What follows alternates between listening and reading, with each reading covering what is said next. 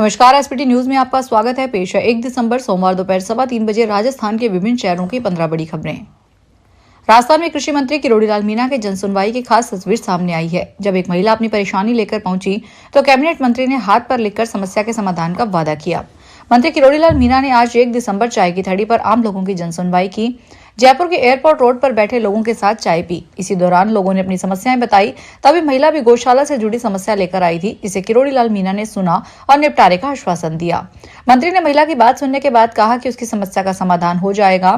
तभी महिला के हाथ पर लिखा कोई भी गौशाला के कार्य को नहीं रोकेगा। इस दौरान कैबिनेट मंत्री ने हर शिकायत को ध्यान से सुना और मौके पर ही संबंधित अधिकारियों को आवश्यक दिशा निर्देश दिए।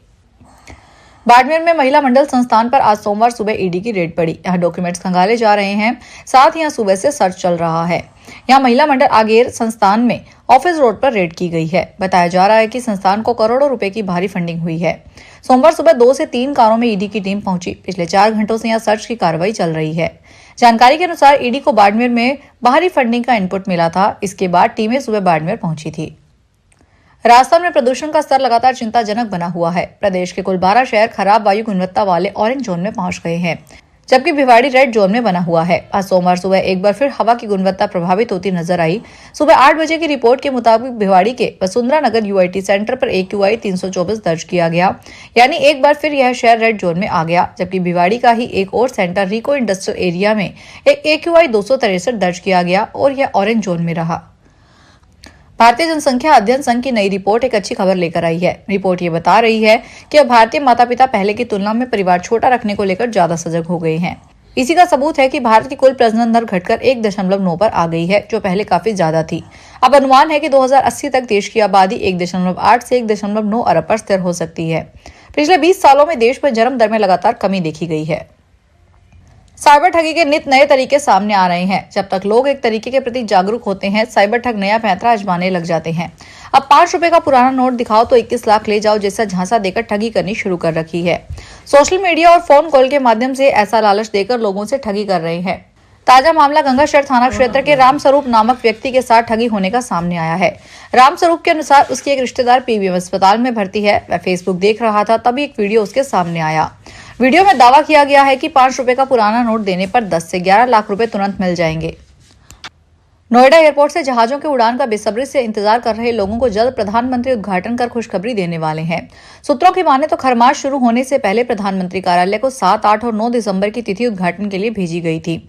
अगर कोई विशेष उपस्थिति नहीं बनती तो 9 दिसंबर की तिथि को फाइनल माना जा रहा है। कार्यक्रम कराने वाली एजेंसी को 7 दिसंबर तक जनसभा स्थल पर भव्य मंच, हैंगर, लाइट और साउंड लगाकर तैयार करने को कहा गया है। अलग अलग क्रिप्टो करेंसी की कीमतों में तेजी से गिरावट आ रही है, जिससे बड़े पैमाने पर बिकवाली में नई तेजी आई है। इसमें एशिया में शुरुआती ट्रेंडिंग में बिटकॉइन 4.3% तक गिरा, जबकि ईथर 6% गिरकर नीचे आ गया। भारतीय करेंसी में देखें तो बिटकॉइन का रेट सुबह के समय 70,28,269 रुपए पर आ गया, जिसमें बीते 24 घंटों में 1.25 लाख रुपए से अधिक की गिरावट आई है। क्रिप्टो मार्केट में हफ्तों तक चली बिकवाली के बाद उतार चढ़ाव देखने को मिल रहा है। भारतीय रेलवे दिसंबर में ही बड़ी उपलब्धि हासिल करने वाली है। इसके साथ ही आम लोगों का भी इंतजार खत्म होने वाला है, क्योंकि वंदे भारत ट्रेन इसी महीने आने वाली है। एक ट्रेन सेट पहले ही तैयार होकर शकूर बस्ती में खड़ा है। दूसरा आने के बाद ट्रेन शुरू होने की संभावना है। रेल मंत्री अश्विनी वैष्णव के अनुसार स्लीपर वंदे भारत दिसंबर महीने में तैयार हो जाएगी। यह भारतीय रेलवे की बड़ी उपलब्धि में शामिल होगी। देश में पहली बार राजधानी से भी बेहतर सुविधा आधुनिक ट्रेन की होगी। चूंकि यह ट्रेन लंबी दूरी वाले रूटों में चलेगी, इसलिए 2 ट्रेन सेट की आवश्यकता है। रामनगरी अयोध्या में राम मंदिर के मुख्य शिखर पर ध्वज फहराए जाने के बाद अब परिसर के अन्य उप मंदिरों के शिखरों पर ध्वजारोहण की तिथि को लेकर उत्सुकता बढ़ गई है। श्री राम जन्मभूमि तीर्थ क्षेत्र ट्रस्ट के सदस्य अब इन उप मंदिरों पर ध्वज फहराने की नई तिथि तय करने के लिए आपस में विचार विमर्श करेंगे। हालांकि यह स्पष्ट नहीं है कि यह निर्णय कब लिया जाएगा, लेकिन ट्रस्ट सूत्रों का कहना है कि ध्वजारोहण बहुत जल्द होने की संभावना है। ध्वज स्थापित करने से पहले शिखरों पर एक ट्रायल प्रक्रिया भी करने का प्रस्ताव है, ताकि वास्तविक ध्वजारोहण में कोई बाधा न आए। यह जिम्मेदारी कार्यदायी संस्था को सौंप दी गई है।